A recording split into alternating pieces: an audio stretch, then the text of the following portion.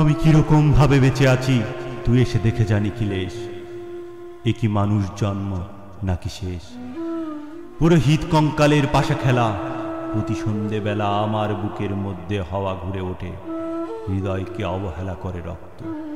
আমি মানুষের পায়ের কাছে কুকুর হয়ে বসে থাকি তার ভেতরের কুকুরটাকে দেখব বলে। আমি আক্রোশে হেসে উঠি না, আমি ছাড়পোকার পাশে ছাড়পোকা হয়ে হাঁটি, মশা হয়ে উড়ি একদল মশার সঙ্গে। খাঁটি অন্ধকারে স্ত্রীলোকের খুব মধ্যে ডুব দিয়ে দেখেছি দেশালায় জেলে, ও গায়ে আমার কোনো ঘর বাড়ি নেই। আমি স্বপ্নের মধ্যে বাবুদের বাড়ির ছেলে সেজে গেছি রঙ্গালয়ে, পরাগের মতন ফু দিয়ে উড়িয়েছি দৃশ্যালোক। ঘামে ছিল না এমন গন্ধ যাতে ক্রোধে জ্বলে উঠতে পারি। নিখিলেশ, তুই একে কি বলবি? আমি সবার ঘরে নিজের দুহাতে পেরেক বেঁধে দেখতে চেয়েছিলাম যিশুর কষ্ট খুব বেশি ছিল কিনা। আমি ফুলের পাশে ফুল হয়ে ফুটে দেখেছি তাকে ভালোবাসতে পারি কিনা।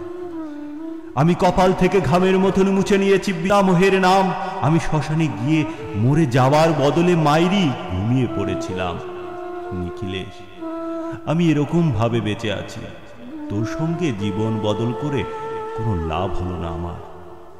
একই নদীর তরঙ্গে ছেলেবেলার মতো ডুব সাঁতার, অথবা চশমা বদলের মতন কয়েক মিনিট আলোড়ন, অথবা গভীর রাতে সংযম বিরত দম্পতির পাশে শুয়ে পুনরায় জন্ম ভিক্ষা। কেননা সময় নেই। আমার ঘরের দেয়ালের চুন ভাঙা দাগটিও বড় প্রিয়। মৃত গাছটির পাশে উত্তরের হাওয়ায় কিছুটা মায়া লেগে আছে। ভুল নাম ভুল স্বপ্ন থেকে বাইরে এসে দেখি উই পোকায় খেয়ে গেছে চিঠির বান্ডিল। তবু অক্লেশে হলুদকে হলুদ বলে ডাকতে পারি। আমি সর্বস্ব বন্ধক দিয়ে একবার একটি মুহূর্ত চেয়েছিলাম, একটি ব্যক্তিগত জিরো আওয়ার। ইচ্ছে ছিল না জানাবার এই বিশেষ কথাটা তোকে, তবু ক্রমশই বেশি করে আসে শীত। রাত্রে এরকম জলতেষ্টা আর কখনোই পেত না। রোজ অন্ধকার হাতড়ে টের পায় তিনটে ইঁদুর। ইঁদুর নয় মুশিক।